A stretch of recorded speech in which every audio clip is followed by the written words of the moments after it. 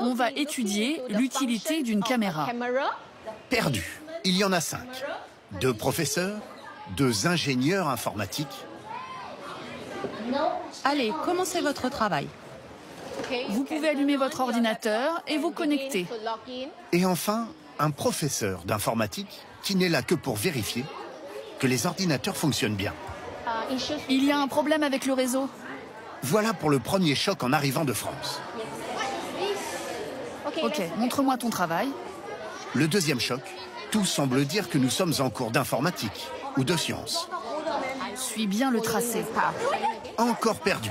C'est un cours d'art plastique. Est-ce que tu as pensé à inclure tes personnages? Je n'y arrive pas.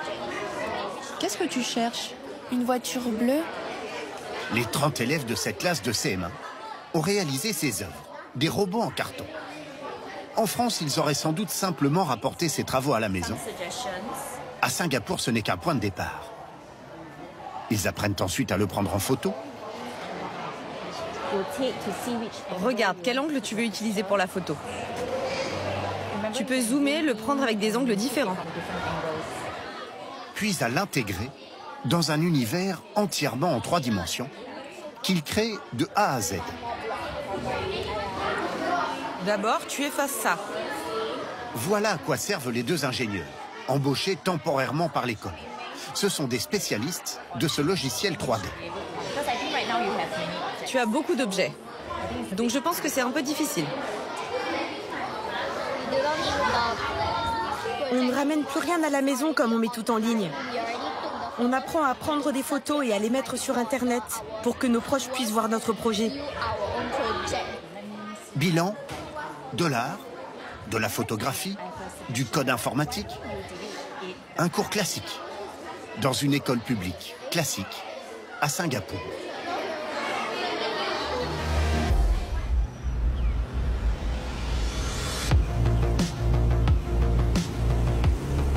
L'État de Singapour, au sud de la Malaisie, est une ville de plus de 5 millions d'habitants, à peine plus grande que Paris et sa proche banlieue. Un pays riche, très riche, surnommé la Suisse de l'Asie. Devenu un géant économique, par la volonté d'un homme, visionnaire et autoritaire.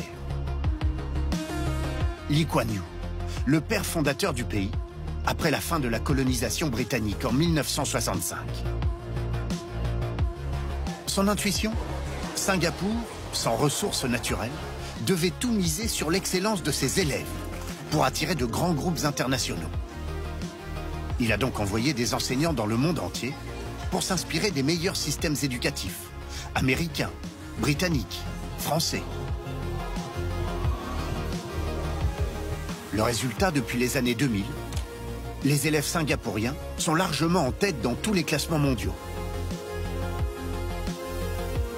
Mais attention. Finis d'abord.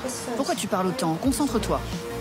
Ces jeunes surmotivés sont soumis à une exigence de résultats intense qui pousse leurs parents à dépenser des fortunes en cours privés. Voilà l'ultra sélective Singapour, ou le chemin angoissant des meilleurs élèves du monde.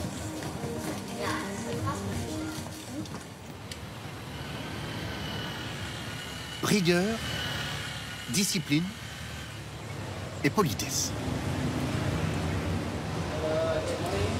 Bonjour. À l'école publique Lakeside, on accueille les élèves comme des invités de marque. Bonjour, tout va bien? Même Finella, la directrice. Good morning. Bonjour.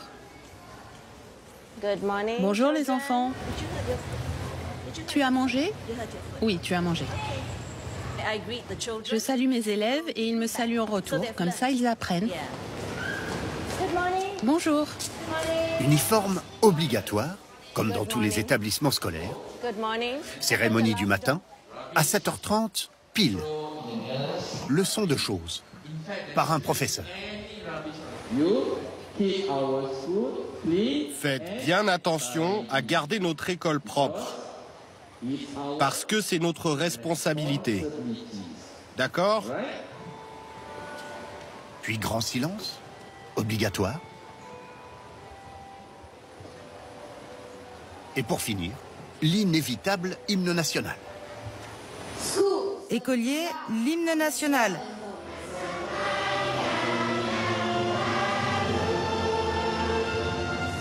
Suivi de la profession de foi Singapour.